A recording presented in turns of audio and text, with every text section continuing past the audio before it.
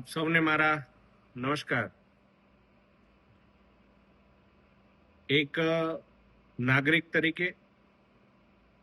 અને લોકસભામાં માનનીય વડાપ્રધાન શ્રી નરેન્દ્રભાઈ મોદીજી અને એનડીએ સરકારના એક સૈનિક તરીકે, ભારતીય જનતા પાર્ટીના એક કાર્યકર્તા તરીકે મારા માટે આ ખૂબ જ ભાવુક ક્ષણ છે। અને મને ખ્યાલ છે કે મારા સાથે મારા વડોદરાના તમામ નાગરિકો માટે પણ આ એક બમણી હર્ષની લાગણી છે કે ઓપરેશન સિંદૂર, આ ઓપરેશનને સમગ્ર દુનિયા સમક્ષ મૂકવા માટે સૌપ્રથમ માનનીય વડાપ્રધાનશ્રીએ અને આપણા આર્મ ફોર્સના તમામ વડાઓએ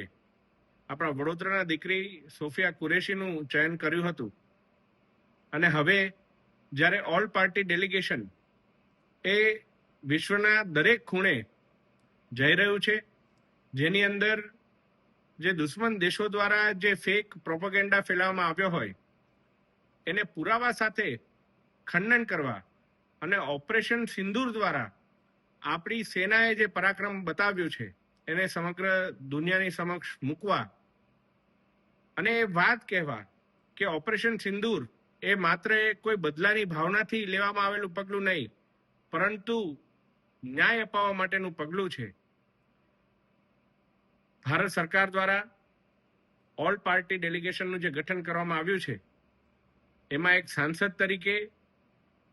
ગ્રુપ નંબર 3, અને આ ગ્રુપ નંબર 3 કે જે વિશ્વના નોર્ધન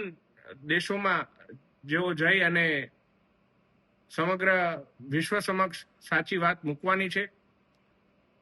આ સમગ્ર ટીમની અંદર મારું પણ ચયન કરવામાં આવ્યું છે। ત્યારે સૌ પ્રથમ તો હું આપણા દેશના યશસ્વી વડાપ્રધાન શ્રી નરેન્દ્રભાઈ મોદીજી, માન્ય ગૃહમંત્રી શ્રી અમિત શાહજી, પાર્ટી પ્રેસિડેન્ટ આપણા જેપી નડ્ડા સાહેબ અને સમગ્ર જે વડીલો છે એમનો હું આભાર માનું છું। અને સાથે સાથે એક ટીમ મેમ્બર તરીકે અમને જે કોઈ પણ જવાબદારી આપવામાં આવશે એ જવાબદારીને પ્રામાણિકતાથી નિભાવી અને એક એવા અસામાન્ય સંજોગોની અંદર જ્યારે એક નાની ભૂમિકા, એક ખિસકોલી સામી ભૂમિકા જ્યારે ભજવવાનો અમને મોકો મળ્યો છે એ વાતને ખૂબ જ પ્રામાણિકતાથી નિભાવવાનો હું પ્રયાસ કરીશ। એ વાતની સમગ્ર વડોદરાને અને માનનીય વડાપ્રધાનશ્રી અને સમગ્ર ટીમને હું ખાતરી આપું છું।